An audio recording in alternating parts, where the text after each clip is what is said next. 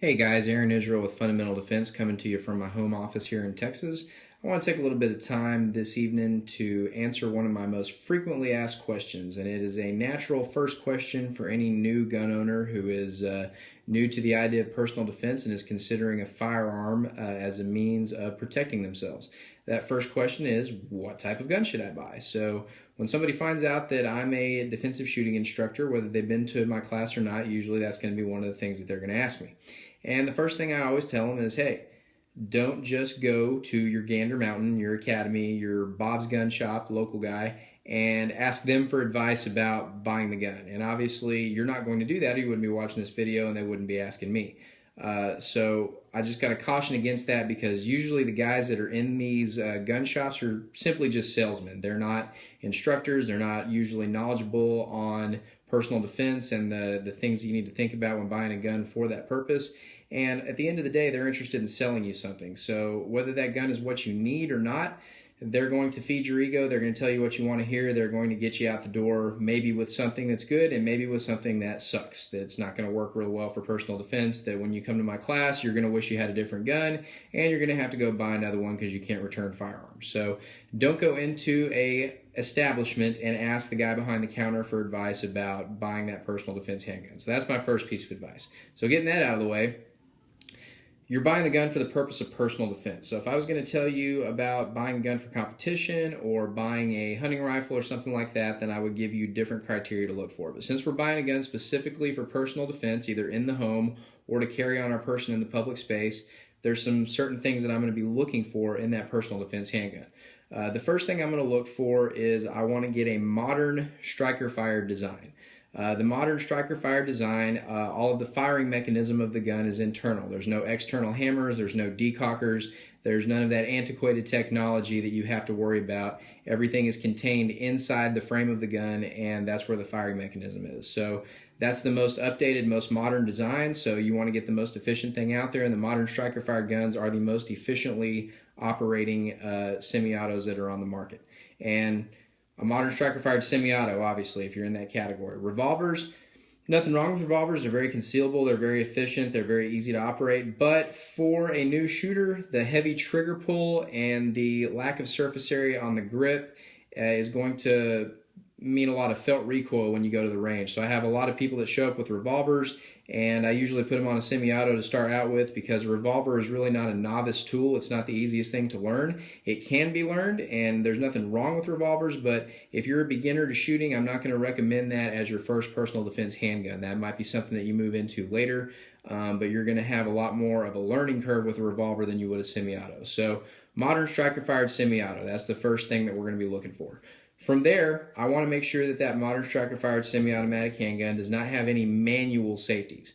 So that doesn't mean there's no safeties on it. A lot of people don't see a manual safety and they say, oh, this gun doesn't have a safety. Well, guns without manual safeties on them still have safety mechanisms. They're just not external. You don't have to click a switch or flick a button or anything like that. You don't have to do any extraneous thing to disengage the safety before you pull the trigger. So that's what you're looking for, because in a fight, you don't want to have to remember some extra step that's not part of the shooting process. Now, all of these guns that don't have manual safeties have passive safeties. They might have a trigger safety, they might have a grip safety. They're all going to have internal drop safety, so if you drop them on the ground, they're not going to go bang just from hitting the ground and that inertia. So they have safeties in them, but they're all part of the intuitive shooting process, so that if I get a proper grip on it and I touch the trigger with a human finger and press the trigger, it's going to go bang. So I don't have to remember to do anything in the heat of the moment except drive the gun out to full extension, touch and press the trigger, and it's going to put holes in the bad guy. And that's what you want for that worst case scenario in a personal defense handgun. So modern striker-fired semi-auto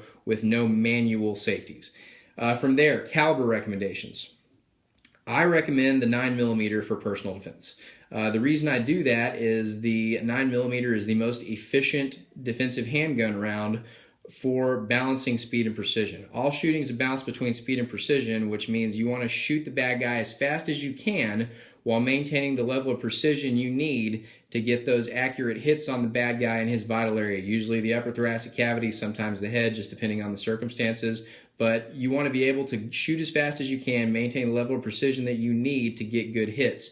And the best way to do that is by shooting a 9mm, because if you go to a 40 or a 45 or a 357 SIG or something like that, you're going to have a tremendous increase in the felt recoil that you have to manage, and you're not going to get but a less than 1% increase in the diameter of the bullet. So there's not any significant increase in the ability to hurt the bad guy as far as the size of the bullet, and you're going to not be able to shoot as fast. Now, you can learn to shoot a 45, a 40, a 357 fast, but if I put a 9mm in your hand, you're always going to be able to shoot that faster. So a 9mm is the best caliber to balance your speed and precision with, so that's going to be my recommendation for a defensive firearm. And there's a lot of other reasons I recommend 9mm, but we'll just stick with that for the purposes of this video. You can read articles on personaldefensenetwork.com about why me and my peers in our instructor group in the Combat Focused Shooting Program recommend that caliber, and I advise you to check that out on your own time. So modern striker fired semi-auto, no manual safeties in 9mm. Now, one caveat to that, 380, I don't have a problem with 380, but you should only go down to a 380 if you're worried about concealability, right? So if you have a small frame, you're a small frame female and you wear tighter clothes and you want to be able to get that gun on your person in a good holster, for some females, the 380s, your Glock 42s, your Walthers, might be a good option for you. There's nothing wrong with 380. They just don't penetrate quite as deep in ballistic gel tests, so they're not as good of a round as a 9mm as far as the ability to do damage to the bad guy, but they're not a bad compromise, but only if you're worried about concealability. If you're sticking it in your purse, or if you can pull off a 9mm, go with a 9mm. And it shouldn't be because you don't think you can manage the recoil on a 9mm, because if you can manage on a 380, you can manage recoil on a 9mm if you're doing the things you need to do and you learn them in class. So that's my recommendations on caliber. From there, you want to make sure that whatever gun you choose fits your hand. Not that it feels good in your hand. A lot of people say, make sure the gun feels good in your hand. Well, that doesn't mean anything, right? You want to make sure the gun fits your hand. And what I mean by fit is you want to be able to get a good high grip on the gun. So when you go to build your grip, you want to get your hand as high as you possibly can on this back strap so that there's no gap in between the top of your hand and the back of this back strap.